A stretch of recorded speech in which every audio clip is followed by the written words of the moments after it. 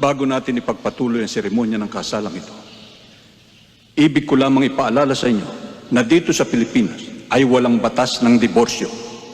Dito, ang kasal ay tanikalang gagapo sa inyo habang buhay at tanging kamatayan lamang maaaring lumagot nun. Parang may laman ho ang sinasabi niyo. Pido laki mata.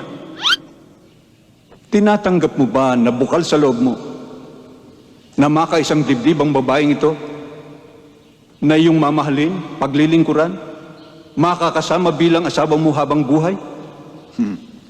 Opo, Padre. Dida Romulo, tinatanggap mo ba na maluwag sa iyong kalooban na makaisang dibdib ang lalaking ito at ikaw'y nangangako na kayo'y magsasama sa tuwa at lungkot, sa hirap at ginhawa habang buhay? Opo, Padre. Pinuulit ko, tinatanggap mo ba makaisang dibdib ang lalaking ito na hindi ka matatakot, mahihiya o magsisisi man lang habang buhay? Opo talaga, Padre. Ikaw ang bahala.